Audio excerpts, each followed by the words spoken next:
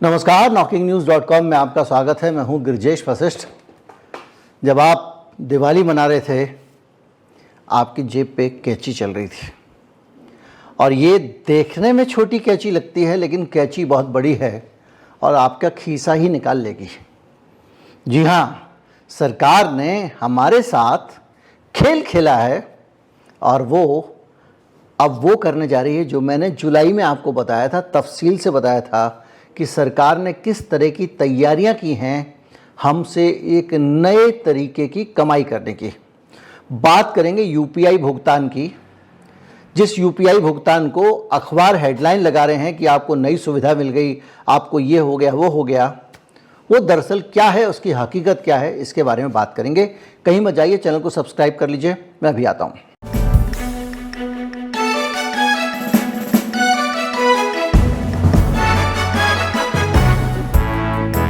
कल स्वीडन के प्रधानमंत्री आए और उन्होंने गुजरात में जाके यूपीआई पेमेंट किया, अपनी लाइफ का पहला, और यूपीआई की बहुत तारीफ की।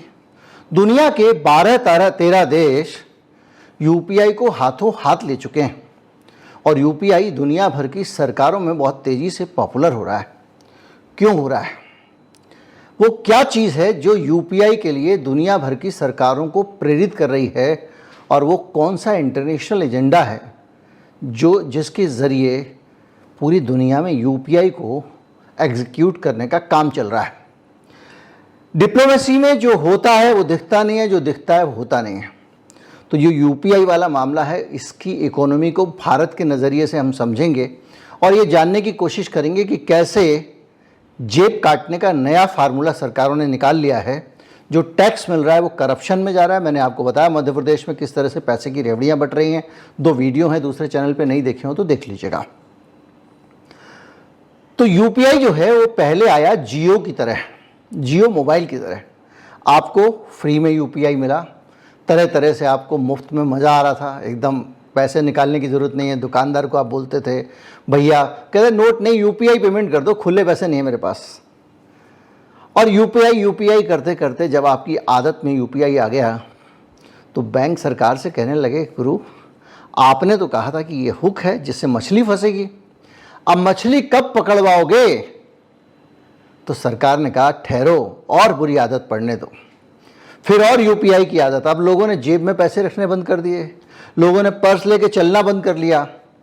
फिर सरकार ने कहा ये सही समय है, और मैंने जुलाई में आपको बाकायदा एक व्यवस्थित वीडियो बना के बताया था कि किस तरह से national payment corporation of India सरकार से कह रहा है कि भाई साहब अब यूपीआई का बोझ जनता के ऊपर डालने का समय है, कब डालोगे? तो एनपीसीआई ने बहुत सारे उस वक्त फार्मूले दिए थे, मैंने आपको बताया था। और वो फार्मूले थे कि जैसे ये तो कई मॉडल उन्होंने कहा नेशनल पेमेंट को, ये इस तरह से किसी तरह से भी आप पैसा ले सकते हो, लेकिन पैसा लेना पड़ेगा। बैंक ये यूपीआई की सुविधा कब तक फ्री में देता रहेगा? बैंक तो कह रहा है भैया फ्री में दे दी, अब आन दो पैसे, क्योंकि इसमें हमारा नुकसान हो रहा है। लोग चेक नहीं काट रहे हैं तो चेक पे पैसा वसूलते थे, एक एटीएम इस्तेमाल करते थे तो उसका पैसा वसूलते थे। बैंकों ने तो हर चीज़ पे पैसा वसूला। अब उनका यूपीआई के कारण ये सारा काम पड़ रहा था बेकार। आईएमपीएस और आरजीटीएस पता नहीं क्या क्या है, सब कुछ यूपीआई से हो जा रहा था। कुछ कुछ सेवाओं के लिए 5 लाख तक का भुगतान यूपीआई से अलाउड कर दिया गया। तो इस चीज से बैंकों को असर पड़ रहा था। लेकिन सरकार जब इन चीज़ों को महंगा कर रही थी और यूपीआई आपको मुफ्त में दे रही थी, तो उसका भी उसके पीछे खेल था। वो खेल था, उसको हम समझेंगे। उससे पहले हम ये समझते हैं कि क्या क्या एनसीपीआई ने प्रस्ताव किए। एनसीपीआई ने बताया कि आप आईएमपीएस वाला मॉडल भी ले सकते हैं, जिसमें 2 से 25 रुपए तक का शुल्क चार्ज किया जा सकता है। एक मॉडल आया ट्रांजैक्शन वैल्यू का 0.1% से लेकर 0.5% के बीच में आप चार्ज कर लो यूपीआई पेमेंट पे। तीसरा आया कि 550 तक के ट्रांजैक्शन पर कोई शुल्क मत लगाओ, उसके ऊपर वाले पे मान लो। इसी तरह से एक फिक्स फी 2 से 5 रुपए प्रति ट्रांजैक्शन लगा दो यूपीआई पे, ये भी मांग हुई। और मंथली कैप भी 20 ट्रांजैक्शन तक रख दो भैया, कि 20 ट्रांजैक्शन फ्री रहेंगे, उससे ज़्यादा यूपीआई से पेमेंट करोगे तो पैसे देने पड़ेंगे। लेकिन कुल मिला के अब यूपीआई को पेड कर दो, क्योंकि बैंक कह रहा है कि भाई यूपीआई का काम करने में हमारी भी तो बिजली, पानी, सर्वर, कंप्यूटर खर्च होता है।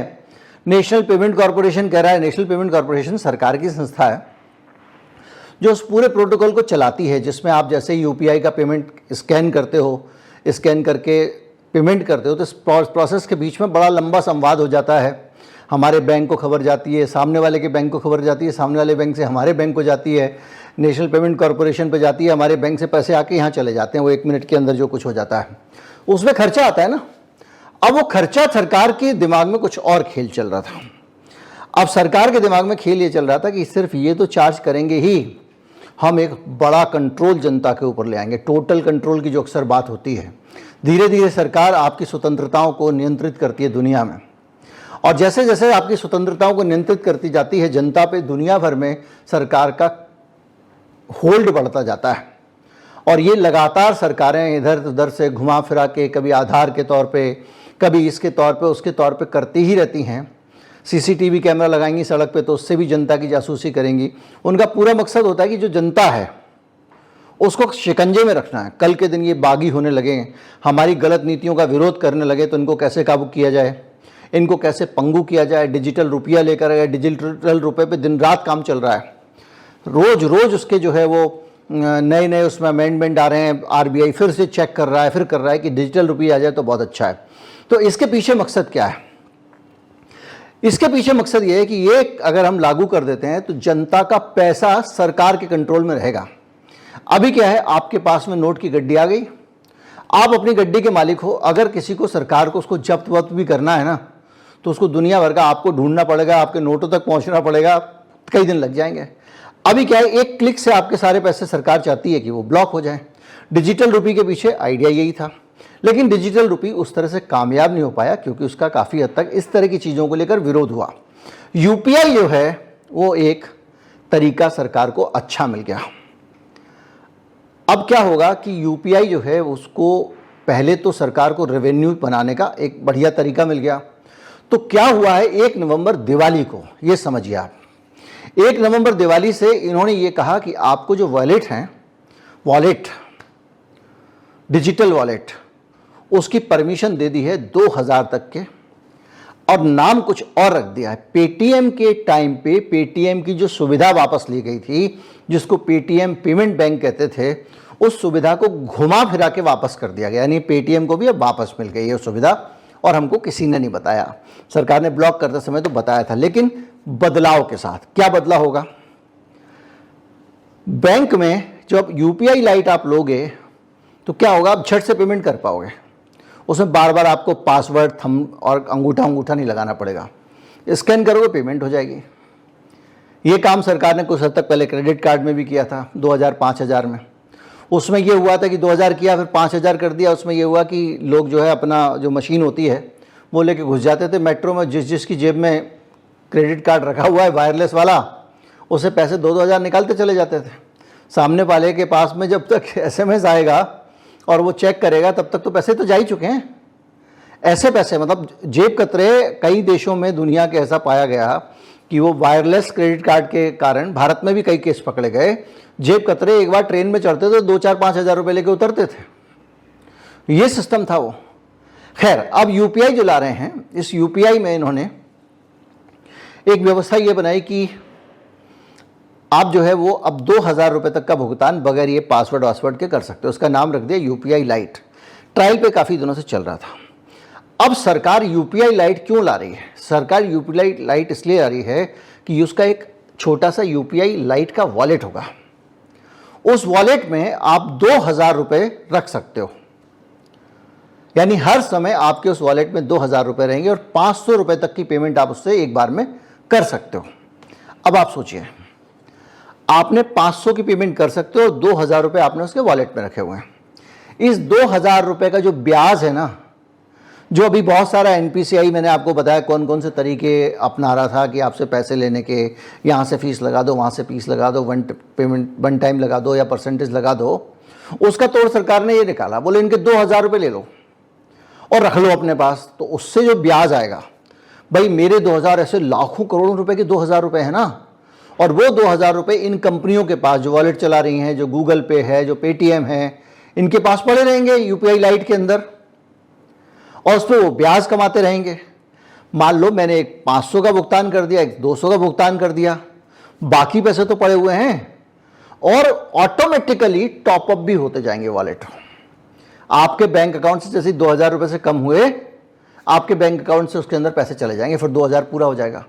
यानी एक टाइम में 2,000 रुपये तो हर हालत में पेमेंट के लाइट वाला जो वो है यूपीआई वॉलेट उसमें रहेंगे। तो एक एक आदमी से 2-2 हज़ार रुपये का ब्याज इन बैंकों के पास जाएगा। कितनी रकम होगी जरा हिसाब लगा लीजिएगा, मन में हिसाब लगा के कमेंट में बताइएगा, क्योंकि हिसाब बहुत टेढ़ा है और बहुत बड़ा रकम है। आप चाहें तो हिंदुस्तान के 50 करोड़ लोगों को यूपीआई यूज़र मान लें, चाहें तो गूगल से सर्च कर लें कितने यूपीआई यूज़र हैं और कैलकुलेट करें, आपको आइडिया लग जाएगा। अब ये फार्मूला आया कहाँ से? ये फार्मूला भी हमारे सबसे बड़े, जिसको आप कहते हैं कि मतलब जेब कतरा शब्द बुरा है, लेकिन जनता की देव से बगैर उसको पता लगे माल निकालने के एक्सपर्ट हैं, वो है गडकरी साहब। वहाँ से आया। इस हिंदुस्तान में आम आदमी के ऊपर सबसे ज़्यादा बोझ किसी ने डाला तो गडकरी साहब ने डाला। ट्रैफिक चालान की अंधाधुंध पैसे उन्होंने बढ़ाए, टोल को अंधाधुंध उन्होंने बढ़ाया, इतना सारा कर्ज ले लिया कि हिंदुस्तान भर के जो हाईवे हैं वो गिरवी रखने और बेचने की नौबत आई है। कई डील भी की है, कोई खरीदने को भी तैयार नहीं, इस पर मैं वीडियो बना चुका हूँ। तो गडकरी साहब ने क्या किया कि जो फास्टैग का आइडिया था, वो फास्टैग का आइडिया यही आइडिया था कि फास्टैग आप रिचार्ज करोगे और पूरा फास्टैग तो ख़त्म करोगे नहीं। अगर आप जा रहे हो, आपके फास्टैग में 1,000 रुपये हैं, और ये भी उसमें है कि फास्टैग में अगर आपने अभी रिचार्ज किया तो अगले 1-8 घंटे तक हो सकता है वो रिफ्रेश ना हो आपका जो रिचार्ज है फास्टैग के अंदर। तो आप हाईवे पे जा रहे हो तो अटक जाओगे, तो आपको चाहे ना चाहे 5-7 हज़ार रुपये का अपने पास बैलेंस फास्टैग में रखना पड़ेगा। और उसमें से जब आप सफ़र पूरा कर चुके होंगे तो कुछ ना कुछ पैसा तो फास्टैग के अकाउंट में आपका पड़ा ही होगा। उसके ब्याज का मजा कौन ले रहा है? वो बैंक ले रहे हैं जो फास्टैग चला रहे हैं। सरकार वहां भी खर्चा नहीं कर रही है।